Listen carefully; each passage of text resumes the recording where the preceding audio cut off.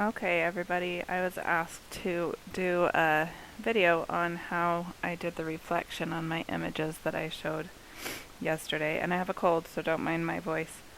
But I put up here on the screen the name of my Photoshop group, and in that group I just go over a lot of tips and tricks, things that I do in Photoshop a lot, things to fix, all sorts of things. So if you want to go and join that, it's a Facebook group. And that right there is the name of it. But I'm going to take that off. And we're going to focus on this image. Oh, I wanted to show you guys. I just touched up her face and skin. I wanted her freckles to stand out, and she had some veins in her head going on. So this is what we looked like before. And this is what we looked like afterward. So those are some of the things that I can show you in my group if you want to learn. But to make the reflection, this is the image that she chose that she wants to have the reflection on instead of the other one that I did, which I actually agree with her. I like this one better, but I'm just going to crop it a little bit, make sure we're straight, and then I'm going to crop it again to make room for the reflection. So I'm going to hit Shift and pull down on a corner until we have enough room to put that reflection in. Make sure she's still centered.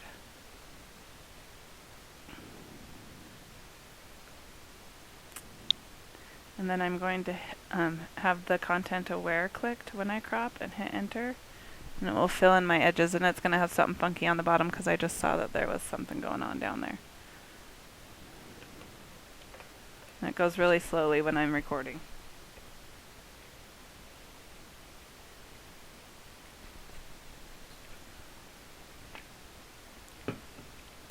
Really slowly, holy cow. It's not usually this slow. Okay, yep, so we've got a funky something going on, so we'll just use our patch tool and pull that out. Oh gosh, I got too big of a piece, it's just going to repeat it. Okay, zoom in and make sure that that is all gone. There's something on my paper. No funkiness going on here. Yep, there's something else on my paper and a weird line.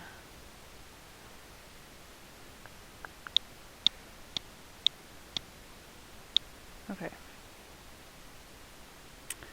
Okay, so I'm going to repeat my layer by hitting Control J, and then I'm going to hit Control T so that I can transform this layer. I'm going to zoom out so that I can see what I'm doing. I grab this top one and hit Shift, or sorry, I don't want to hit Shift, I lied. I'm just going to eyeball it. So I pulled it straight down so it's turning it upside down, and I'll eyeball it till it's roughly the same shape. It doesn't really matter because the reflection isn't going to be perfect anyway. So then I'm going to pull her back up here. I'm going to go to 50% so that I can line her up really well.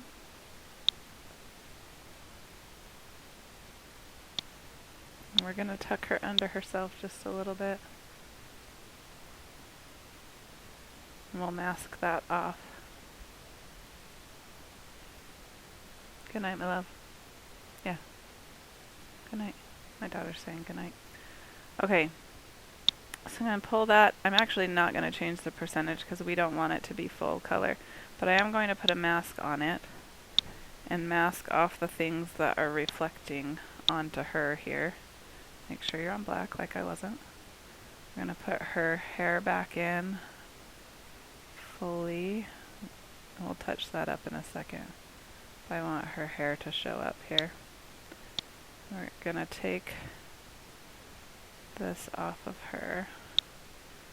I forgot I was going to do a big brush and just brush that whole top part off because we don't want any of that up there. And I actually am going to rotate her till her toes touch. Rotate and lift her a little bit more till toes touch. And then keep masking.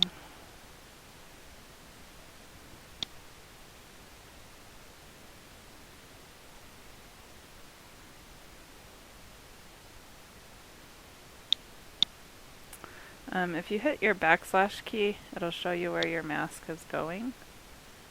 And you can kind of paint that a little bit easier.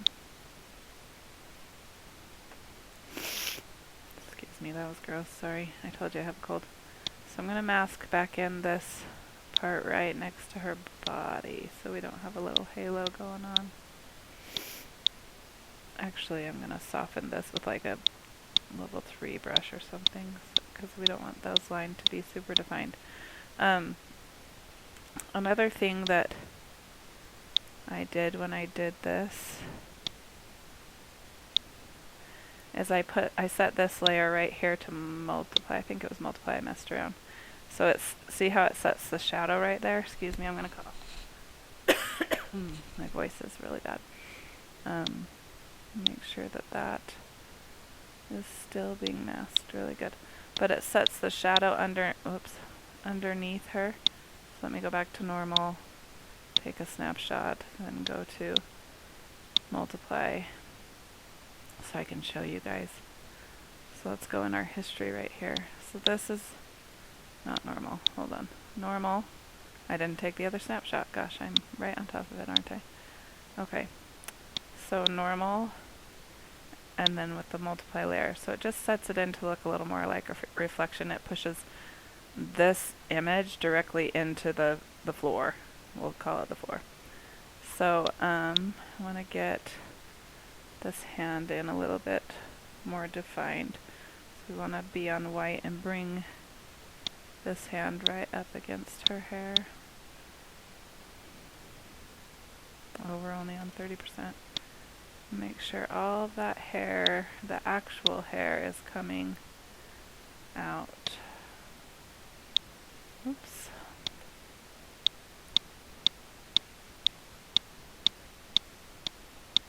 Have the stuff come up between it.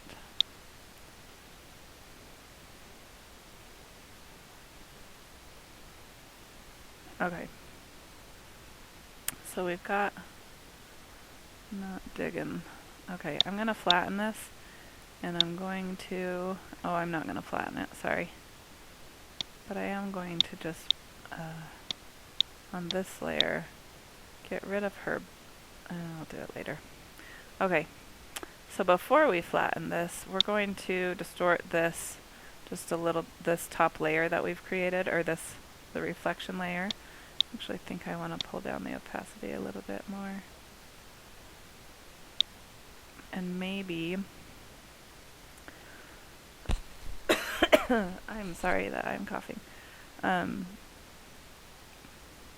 was I just thinking? Oh, I think that I want to add a levels layer on there. We're going to play with it a little bit. So this little button, if you hit it, it makes it so it attaches just to the one below it and not all of the layers. So I'm going to mess with just this layer here. And I kind of want the shadows to pop a little bit more, but I don't know if the levels is going to do it. We might have to add contrast instead. Okay, let's lie. Take the levels layer off and try a contrast layer.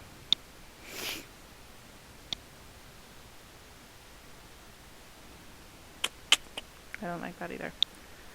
Let's do, what can I do? What if we repeat this layer and put it as an overlay? That adds a little bit more contrast.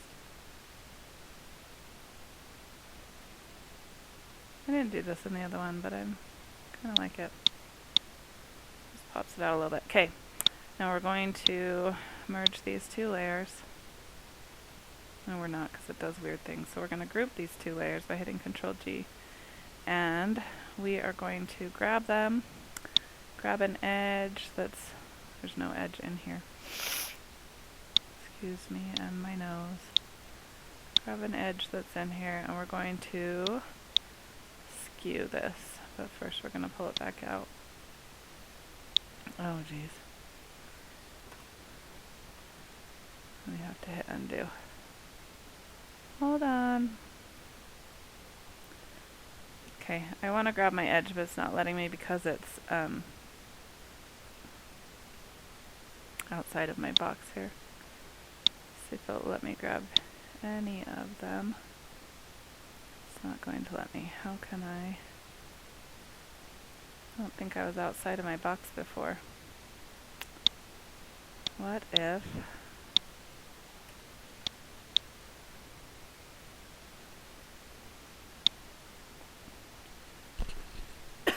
excuse me. To think about this is of course this happens on my video. I guess I can just move it over, grab the edge, skew it, and then move it back, huh? So we're skewing this out just a little bit because the reflection would not be exactly perfectly lined up.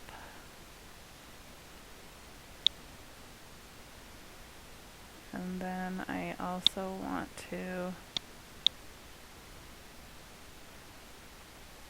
shrink it this way a little bit so it looks more like a floor.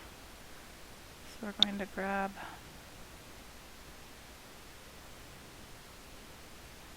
I guess just the free transform, and we're going to squish that up a little bit and in a little bit.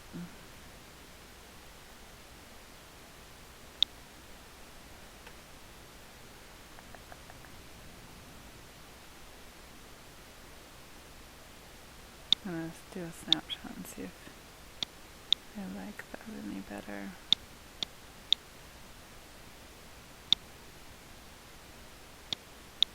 I think I do. So that is how you create the reflection that I created in Photoshop. If you guys have any questions, feel free to ask. I'm going to throw this up on my YouTube channel. So let me know if you have any questions. Thanks.